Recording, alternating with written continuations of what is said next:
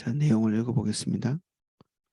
무교절의 첫날에 제자들이 예수께 나와서 이르되 유월절 음식 잡수실 것을 우리가 어디서 준비하시기를 하기를 원하시나이까.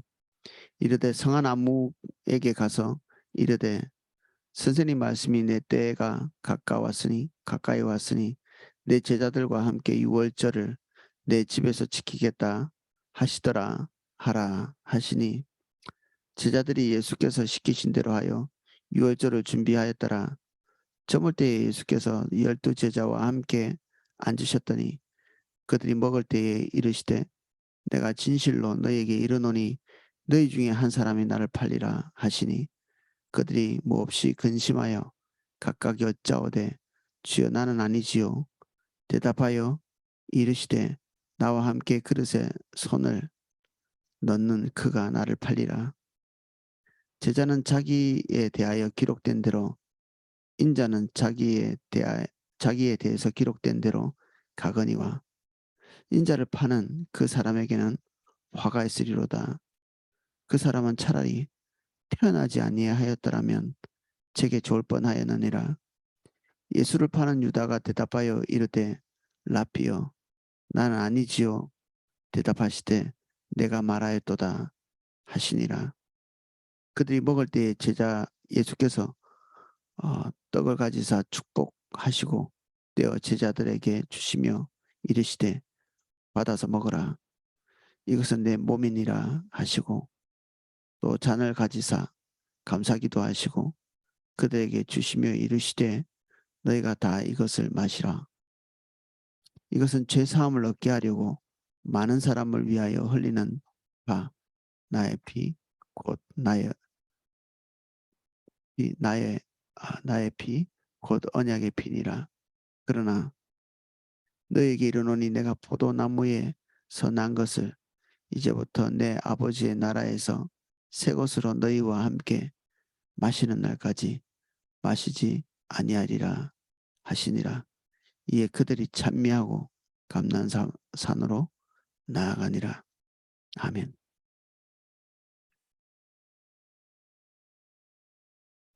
한 절씩 내용을 살펴보겠습니다. 무교절의 첫날에 이 무교절은 그 이스트가 들어가지 않은 누룩이 들어가지 않은 빵을 먹는다는 의미에서 유월절은 중요한 덕목 이 계명 중 하나 유월절을 지켜야 되는 이런 원칙 중에 하나가 이 이스트를 넣지 않은 빵을 먹는 것이었거든요.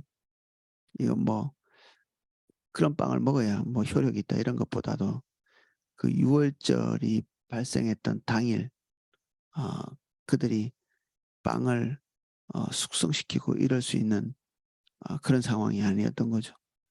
빵을 맛있게 만들려고 이스트를 넣어서 숙성을 시키고 이런데 그거는 평화 때나 그리고 시간이 많을 때나 그렇게 하는 것이지 이 날은 이스라엘 백성들이 그 죽음의 신으로부터 구원을 받고 그리고 그 다음 날 그 출애굽을 하는 400년 동안 하나님께서 계획하신 한민족을 세우시는 그 일이 이제 종료되고 이스라엘 백성들이 이집트에서 가출해 나오는 그런 어떤 역사적인 날이죠. 이 유월절은 이스라엘 백성의 그 건국의 날이라고 볼 수 있습니다. 그래서 이 유월절은 다른 절기들과 같이 이스라엘 3대 절기 안에 들어가면서도 가장 중요한 절기가 되겠습니다.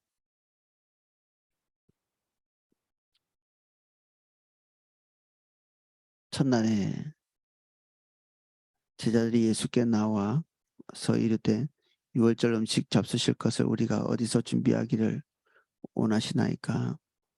며칠 전에 함께 나눈 내용에서도 이 시기쯤 되면 유월절 시기가 되면 특별히 이 당일날에는 거의 200만 명 가까운 사람들이 이 예루살렘에 운집해 있다 이렇게 나눴는데 뭐 우리가 상식적으로 생각해 볼 때 이 많은 사람들이 이 좁은 지역 안에 모여 있으면 뭐 숙소라든지 식사라든지 이런 것들을 잡기가 쉽지 않았겠죠. 그리고 뭐 여관이나 이런 것들이 발달해 있는 곳이었지만 그래도 워낙 사람들이 많으니까 이미 다 사람들이 차 있을 것이고 예수님이 탄생하신 그 시점 중에서도 이게 숙소를 잡지 못하는 그런 우리가 사건을 보잖아요. 그러니까 어떤 면에서 하기는 해야 하지만 제자들 수준에서 해결할 수 없는 문제, 어려운 문제들을 예수님께 다시 의뢰하고 있다. 이렇게 보시면 되겠습니다. 이르시되 성한 아무에게 가서 이르되 선생님 말씀이 내 때가 가까웠으니 내 제자들과 함께 유월절을 내 집에서 지키겠다 하시더라 하라 하시니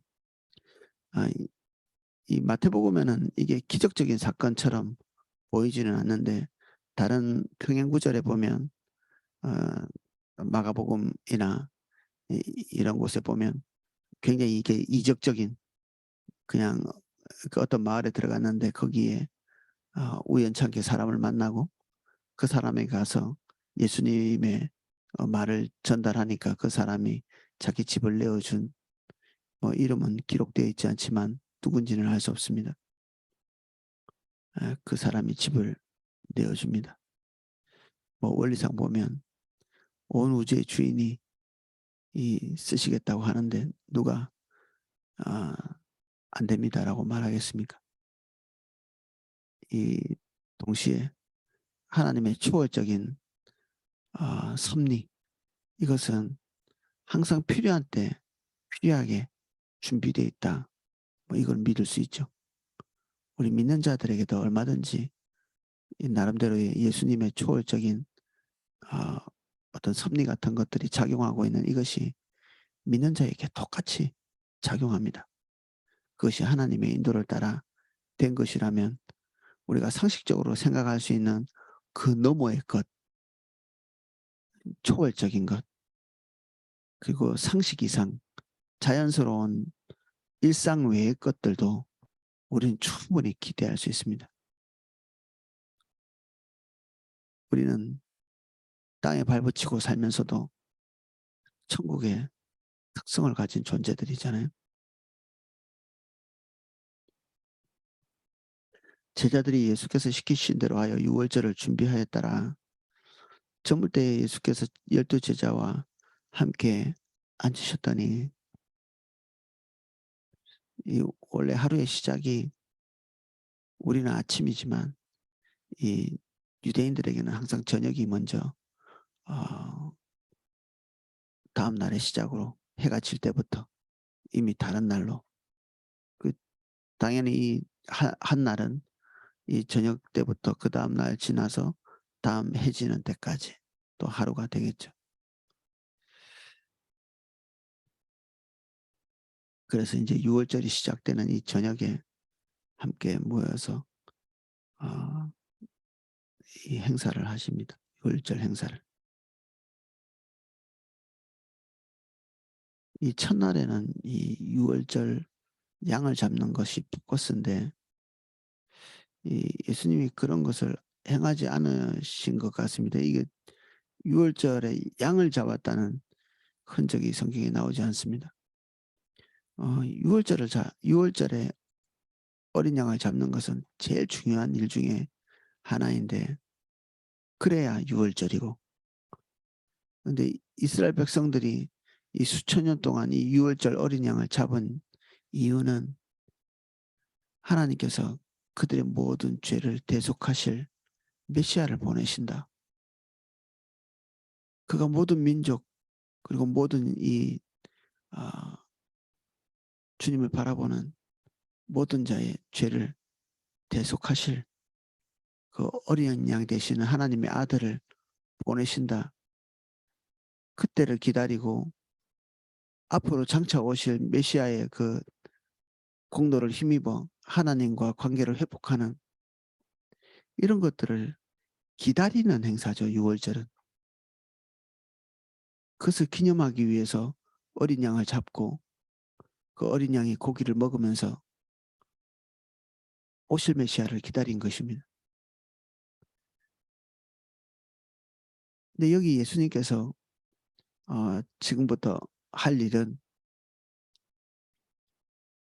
그 약속을 성취시키는 일이고, 또 구약 성경 내내, 구약 시대 내내 오실 예수 그리스도를 믿었다면 이제 이후로는 오신 예수 그리스도, 그리고 과거에 십자가에 달려 죽으셔서 우리를 위해서 대속하신 그분을 오늘 우리가 기념하고 그분의 은총 속에서 사는 거죠. 그래서 우리는 예수님께서 지금 제정하신 이 성만찬을 하면서 십자가에 달리신 예수 그리스도, 그것을 기념하는 것입니다. 이스라엘 백성들이 유월절로 말미암아 국가의 탄생을 알린 것처럼 예수님의 십자가 사건, 이 유월절 어린 양으로서 우리를 위해서 대속하신 이 사건 때문에 교회는 탄생한 것입니다. 우리 믿음의 한 중간에 되신 것이고, 아버지께서 원하시는 모든 것들을 음, 성취시키신 예수님을 바라봄으로 우리 교회로서 새롭게 출발하는 것이죠.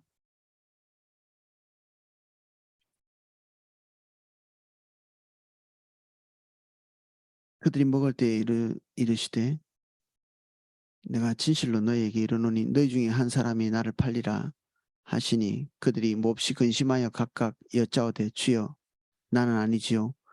대답하여 이르시되 나와 함께 그릇에 손을 넣는 그가 나를 팔리라. 인자는 자기에 대하여 기록된 대로 가거니와 인자를 파는 그 사람에게는 화가 있으리로다. 그 사람은 차라리 태어나지 아니하였더라면 제게 좋을 뻔하였느니라. 이미 가룟 유다의 배반은 시작됐고, 뭐 세상 말로 이미 질러버린 일, 다시 되돌이킬 수 없는데 예수님께서 다시 이것을 거론하시는, 사실 알 수가 없는 일인데 이것도 어, 가룟 유다에게 주시는 마지막 회심의 기적이죠. 그는 여기에서 깜짝 놀라면서 자기의 잘못을 지적하시는 예수님의 그 의도를 파악하고 동의하고 자복하고, 그래서 자기 죄에 대한 돌이킴의 어떤 기회로 삼았어야 되는데 가룟 유다는 지금 이 시점에서 그걸 그냥 흘려보내고 있죠. 관성입니다. 이러기가 쉽죠. 어떻게 이럴 수가 있는가 싶은데 이러기가 쉽습니다. 다들 이러거든요. 관성 때문에. 주님을 따라가는 자는 주님을 따라가는 관성이 있고, 안 따라가는 자는, 자기 길을 가는 자는 그 길이 어렵든지 힘들든지 고통스러워도 자기 뜻대로 가게 됩니다. 이게 자기 길을 가는 게 쉬우냐? 절대 쉽지 않습니다. 고난이 없느냐? 자기 길을 갈 때 자기 눈을 찌르는 것처럼 고난이 없을 수 없거든요. 달콤한 유혹, 장밋빛을 보고 가지만, 무지개를 쫓는 것처럼 자기 뜻을 향해서 가지만 고난이 없지 않고 고통이 없지 않고 결국에는 하멸로 가는데도, 그렇게 가던 사람은 그렇게 가게 됩니다. 여러 가지 사인이 있음에도 불구하고, 경고가 있음에도 불구하고. 그래서 이 관성이 되게 무섭죠. 하던 대로 하는.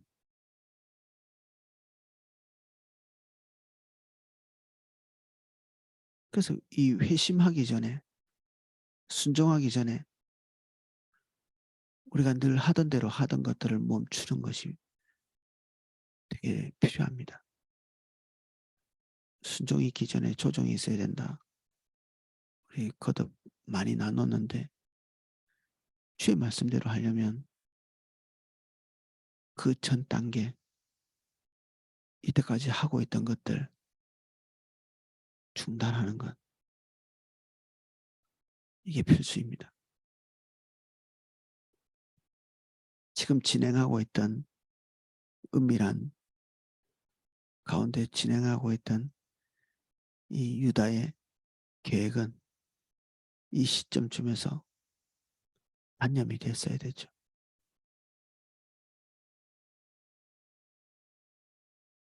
근데 그러지 못했습니다. 이미 그의 눈은 예수님을 바라볼 때 다른 자들이 주라고 지칭하는 것에 반해서 그가 파는 그 대상, 종교 지도자들이 예수님을 부르고 지칭하는 것처럼 그저 랍비 랍비 랍비 합니다. 랍비. 좋은 것을 가르치시는 분 랍비. 그리고 더 이상 그를 지도자로 수용하지 않고, 주로 수용하지 않고, 왕으로 수용하지 않는 해도 이스라엘 백성들이 자기보다 이 위에 있는 사람이 그릇에 손을 넣을 때는 같이 손을 넣지 않는 것이 습관이라고 합니다. 이 위치에 따라서 또 위에 사람이 그릇에 손을 넣을 때는 같이 손을 넣지 않는,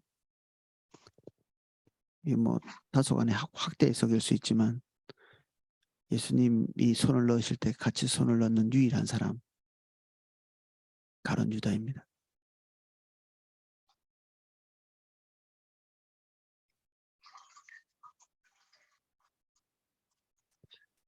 예수를 파는 유다가 대답하여 이르되 랍비여 나는 아니지요. 대답하시되 내가 말하였도다 하시니라. 그들이 먹을 때 예수께서 떡을 가지사 축복하시고 떼어 제자들에게 주시며 이르시되 받아서 먹어라. 이것은 내 몸이니라 하시고 또 잔을 가지사 감사기도 하시고 그들에게 주시며 이르시되 내가 다 이것을 마시라.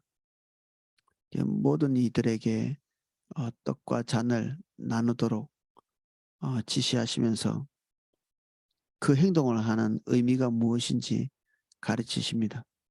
떡도 그리고 잔도 모든 사람이 먹고 마시면서 그 의미에 대해서 예수님께서 가르치신 딱 그 의미를 머릿속에 상기시켜야 되는 거죠. 예수님께서 우리를 위해 십자가 고난 당하셨다. 우리의 죄를 속죄하시고 하나님과의 관계를 회복하셨다. 이것을 기억하는 것입니다.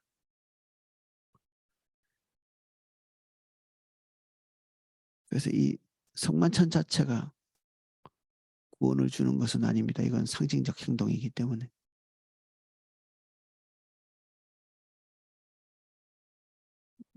그리고 이것을 기념하고 생각하는 것이 이 성만찬에 대한 올바른 태도죠. 한때는 이 성만찬을 할 때 그 떡이 예수 그리스도의 살이 돼서 우리를 변화시킨다고 믿었습니다. 이게 뭐 언제 변화되느냐? 먹고 나서 변화되느냐? 하늘에서 변화되느냐? 그래서 뭐 성체라고 하기도 하고 화체라고도 하고 또는 그 공제설, 이 공중에서 축복할 때 이게 예수님의 살이 된다고 화면에서는 좀 마술적인 그 너무 지나치게 신비로 몰고 가는 부분이 있죠. 기적은 기독교 안에서는 상식적인 부분으로 받아들여야 될 부분이기도 하지만 이렇게 지나치게 종교성을 가미해 가지고 이렇게 우리에게 이렇게 적용을 하고 나면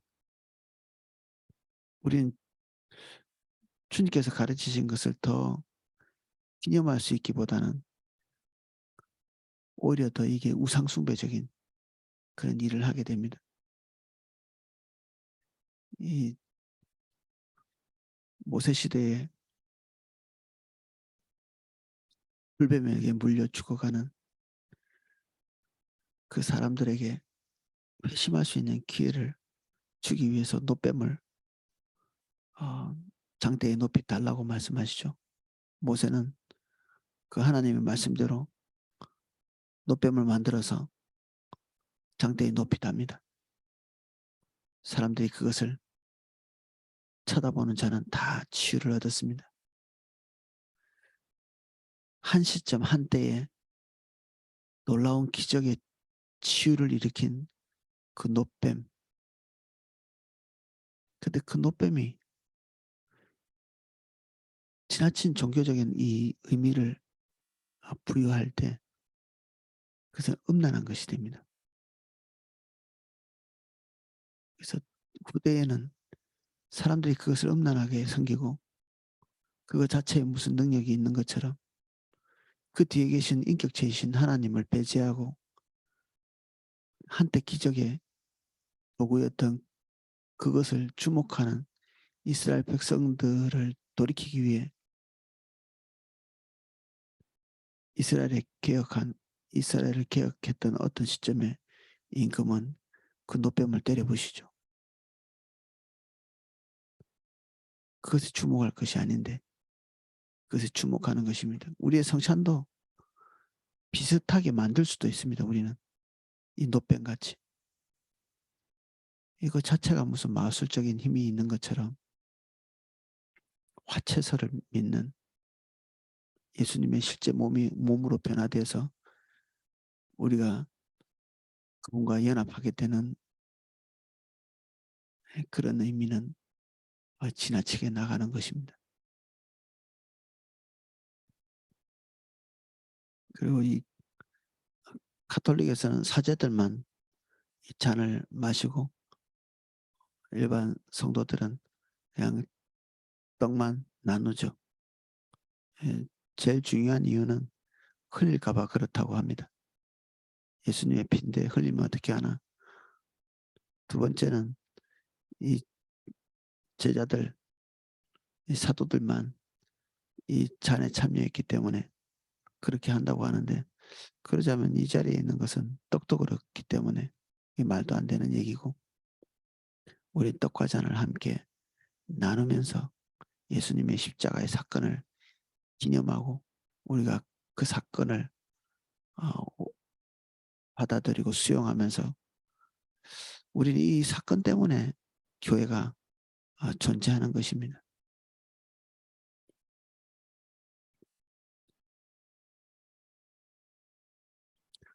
또 잔을 가지사 감사 기도하시고 그들에게 주심에 이르시되 너희가 다 이것을 마시라. 아마 한 잔에 들어있는 포도주를 돌려가면서 마셨던 것 같습니다. 이것은 죄 사함을 얻게 하려고 많은 사람들을 위하여 흘리는 바 나의 피 곧 언약의 피니라. 이전까지는 실제 어린 양을 잡아서 그 피를 단상에 뿌리고 그 고기는 먹었죠. 그러나 너희에게 이르노니 내가 포도나무에서 난 것을 이제부터 내 아버지의 나라에서 새 것으로 너희와 함께 마신 날까지 마시지 아니하리라 하시니라. 원래는 유월절은 어, 이 떡과 잔을 나누고 난 다음에 집에서 나오진 않습니다.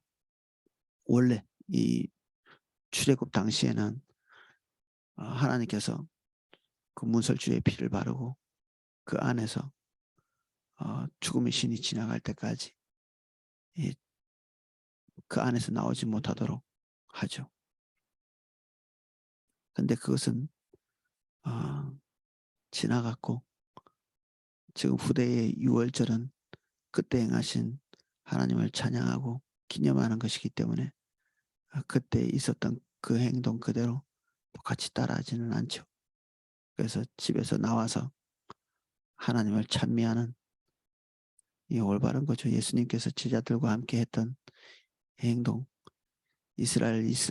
이스라엘답게 하고 교회를 교회답게 하는 이 사건을 제대로 기념한 그 표현이 하나님을 찬미하는 것입니다. 우리가 성만찬을 통해서 우리가 기억해야 하는 것은 여기에 마술적인 뭔가 의미가 있다, 이렇게 아는, 지나쳐가는 종교성이 아니고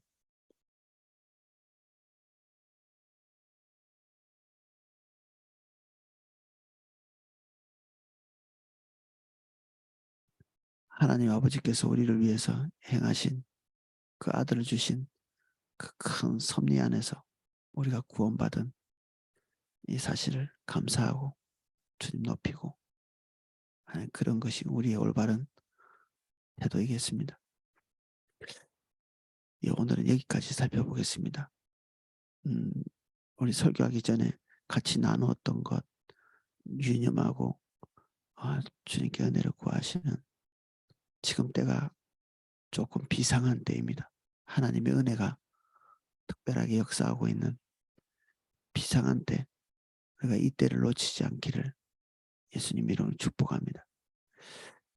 지금 잡아야 그 은혜에 동승할 수가 있습니다. 주님,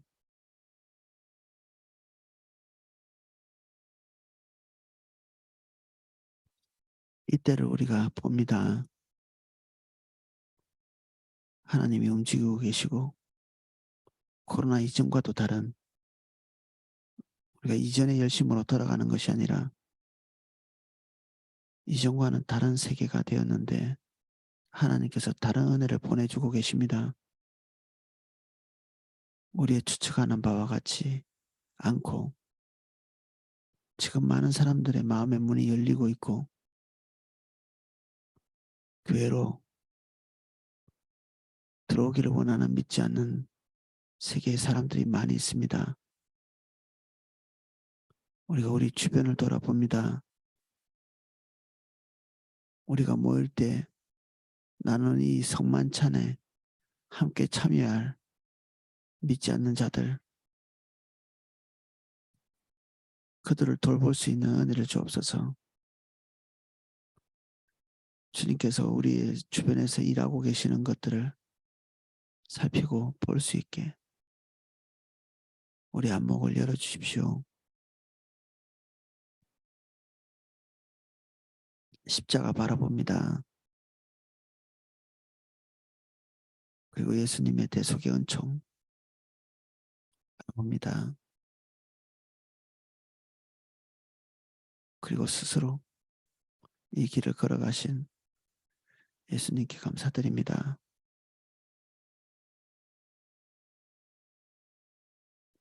예수님 이름으로 기도하였습니다. 아멘.